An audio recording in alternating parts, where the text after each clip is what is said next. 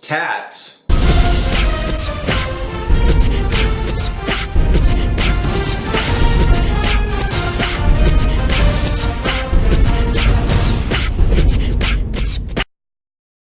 So against my better judgment, I went to see Cats recently. When I saw the trailers last summer, I was horrified by how awful this looked. It just looked like a nightmare, a Cthulhu-level Eldritch horror nightmare. I swore I would never see it, and yet the more reviews I saw, I had to see it for myself. I had to know. So I broke down and decided that I knew this was going to be a terrible movie. And with equal parts existential dread and excitement, more existential dread than anything else, I saw Cats. Wow.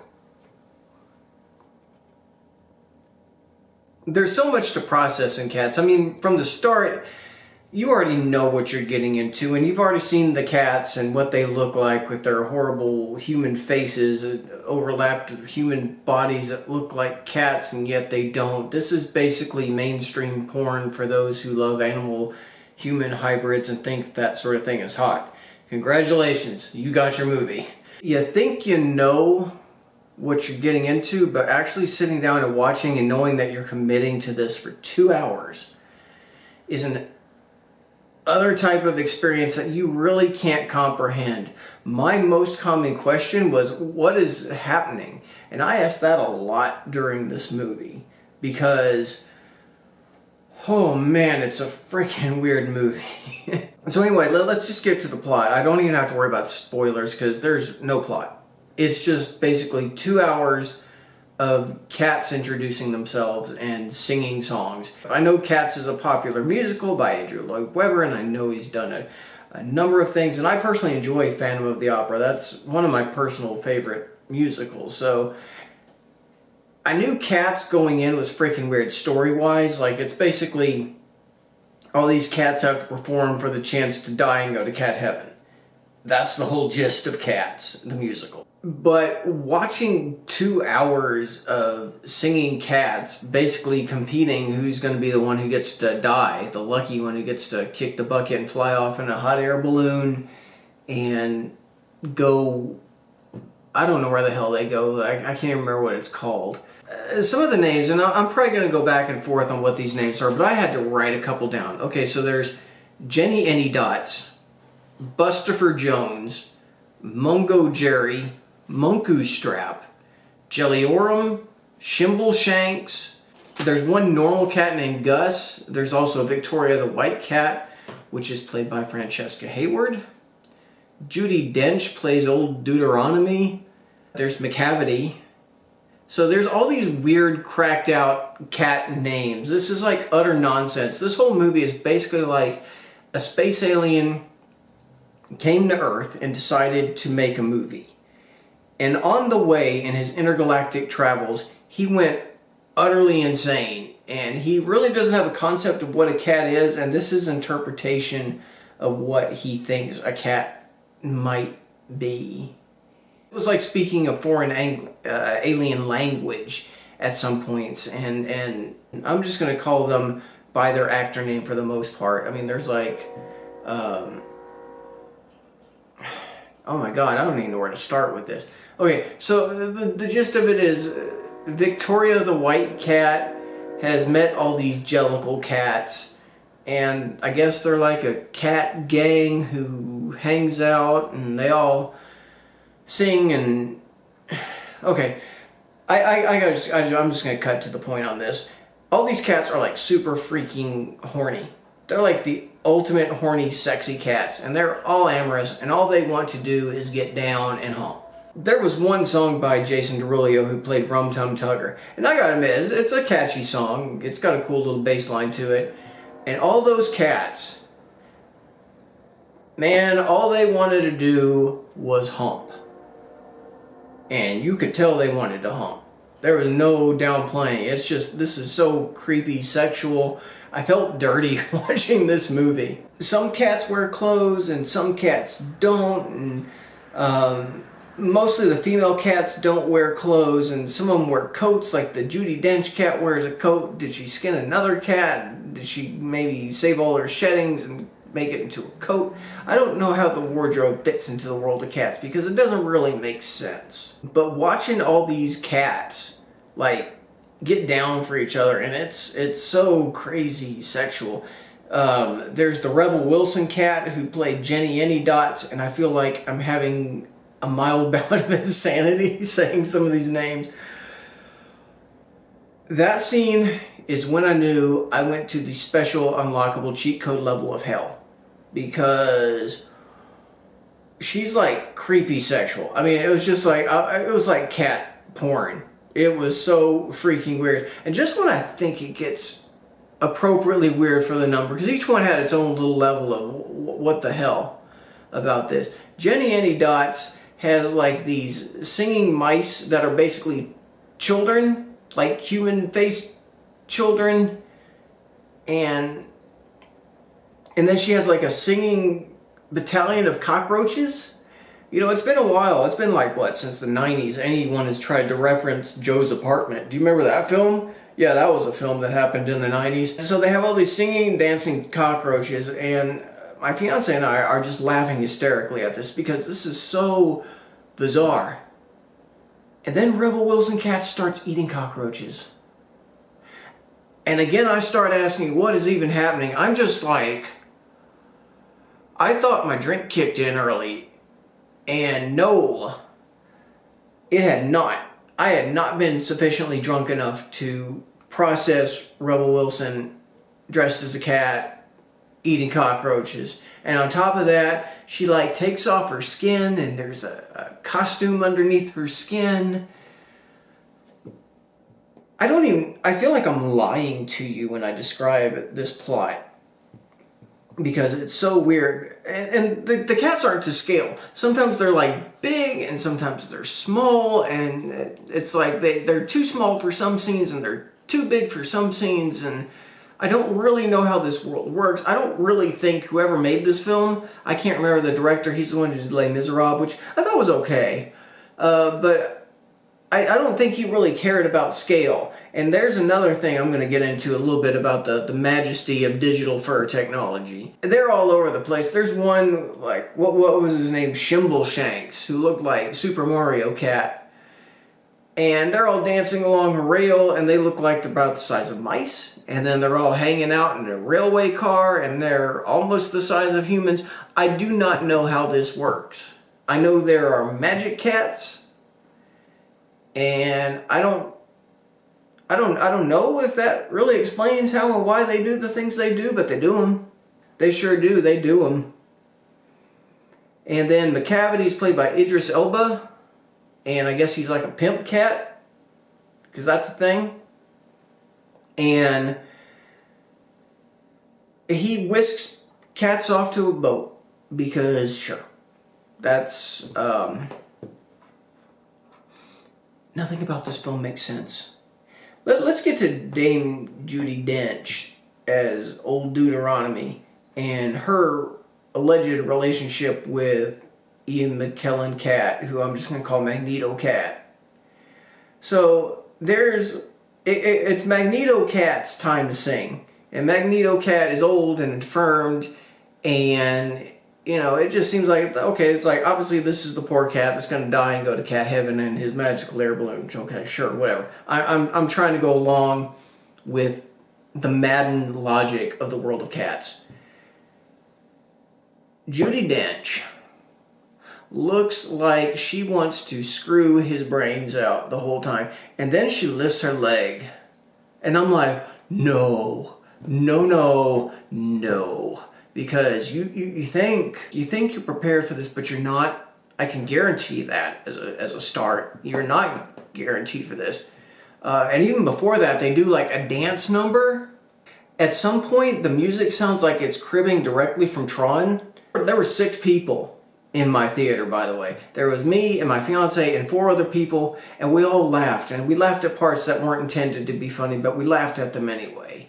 And at one point, it was just like, does this sound like the Tron soundtrack? And she's like, yeah, this absolutely sounds like the Tron soundtrack. It sounds like they took like an unused, score selection from Tron and put it into this thing. So I did not expect this movie to somehow evoke the spirit of Tron and Joe's Apartment for its creative choices. But it did.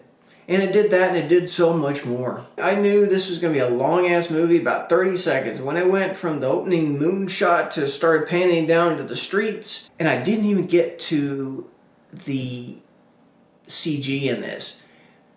I was lucky enough, because I live in a small town, I got to see the day one version. And it's weird for me to call a movie a day one version, because I know that, there's director cuts and edits and things that come out in extended versions. They actually issued a patch for this movie because the CG was not finished.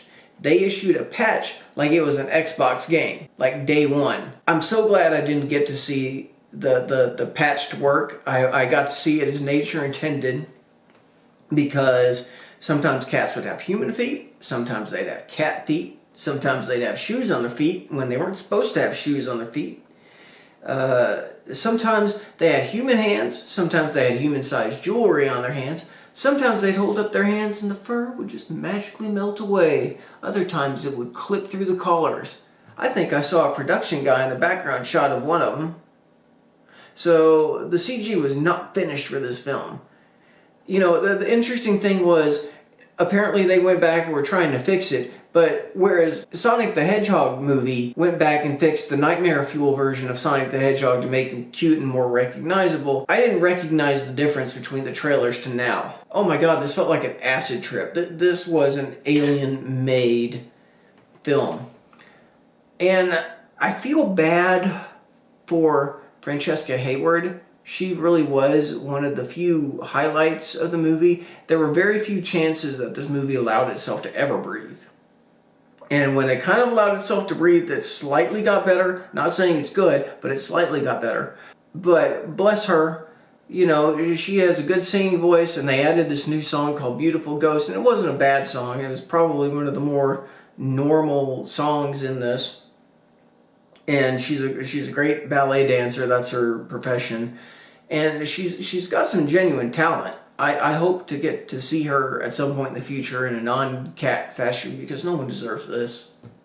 This poor girl, she's just trying to make a role in Hollywood, and this is, wow. And then there's Grisabella, the Jennifer Hudson cat. Let's talk about Jennifer Hudson cat. If you've ever seen Jennifer Hudson, she's an attractive looking woman. Her face looked like a Snapchat filter, like it had been applied to her. And like her face looked like weirdly flat, and she always looked kind of constipated in this film. And that's not even the worst part, because there was always this thing, this little snot trail thing. I guess she was sad and miserable. This is his way of conveying that she was sad and miserable with the little snot trail thing. But the problem with that is you never could not look at the snot trail thing, because it's all you could see. And they did it for every scene. I could understand for one, maybe like she's at this sad point, but that snot trail never went away. And it was so distracting, because that's all I could stare at. That was their choice that they made for this. There were active, conscious choices made for this film, and they were all self-indulgent in the height of ludicrous choices. They were just bad. I don't know how and why. They were like, whoever said, yeah, this is good, this is looking good. They lied. They lied, because none of it looked good. And it was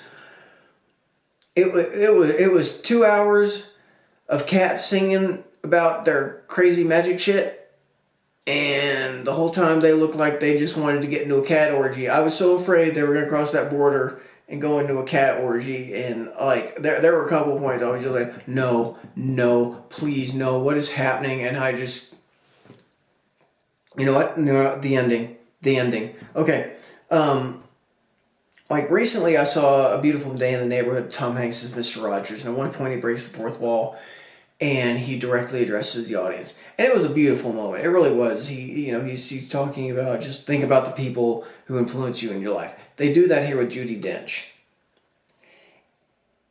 and she stares at the camera. She breaks the fourth wall and stares at the audience and tells you how to address a cat, and I felt uncomfortable as I watched the fur clip in and out of her collar, and like watched Victoria the white cat's fur melt off her hand to have a human hand, and you see Judi Dench's ring on her finger. I guess it's like her wedding ring.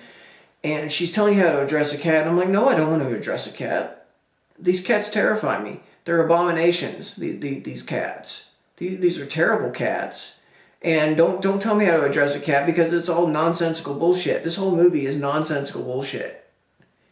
Everything involved is just insanity. It feels like you're slowly going mad in this film. I understand that Cats as a musical was very popular in London, and then of course it made it over to New York, and it was insanely popular, and I think really the whole appeal is Memory, which was actually written for Sunset Boulevard. They actually plugged it into this thing. It was never meant for cats. It was just all about cats, because if you listen to the lyrics of Memory, when does it talk about cats? It doesn't. It doesn't talk about cats.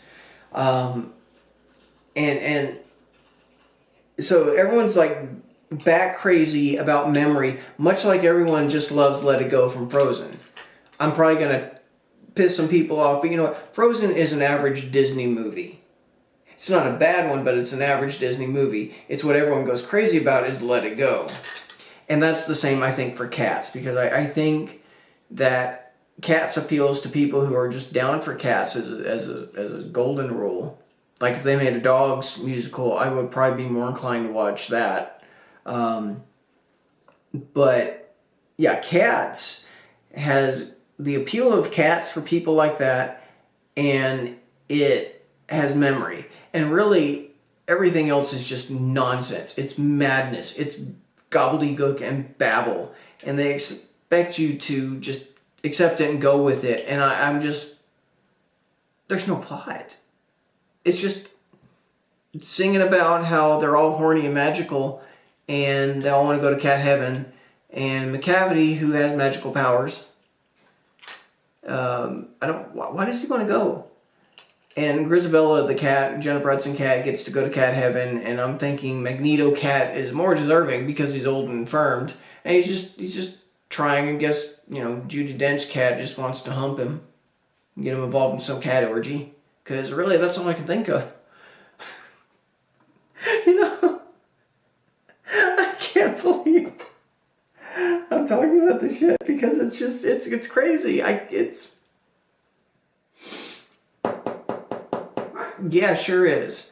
Even Frodo's upset by this, as you can tell. Would I recommend Cats? Absolutely not. And yet, I would. That's the twist of this video. That's the twist. And I'll tell you why I would recommend a movie that I said absolutely do not go to and is utterly terrible. Because it is so utterly terrible, you have to see it. You have to experience this on the big screen and be baffled and bewildered as to how such a thing, such hubris, could be put onto the big screen. And I think you deserve to see it on the big screen. I have never seen anything like it. It is so perplexing. It is so baffling, this movie. And because of that, I have to recommend it. Because you will wonder what is happening to your life while you're watching this movie, because it's insane and it's full of bad choices and it's so freaking weird that words don't describe it. It's an experience. It genuinely is an experience. And honestly, one day I think it will join the likes of the Rocky Horror Picture Show and The Room, and I think it will become some weird midnight cult screening. And I think people will accept it for the shit that it is. And I think they will embrace it as such. Because, man, I have never seen a movie as bizarre as this. I think this might have actually been the movie that almost defeated me. And I love bad movies, and I've yet to find anything from The Starving Games to Movie 37 to a bunch of other bad movies that I've seen. But none have defeated me. They've depressed me and they've pissed me off. But Cats might have come close to actually defeating me. And I have to give respect to that. Because, yeah, Cats. So, don't go see it, but also I kind of think you need to see it because of that reason. So, that is my review of Cats. Thank you so much. I was not expecting to see this movie, but morbid curiosity compelled me to go see this film. And it did not disappoint. Well, anyway, thank you so much, and I will see you that next time. Take care.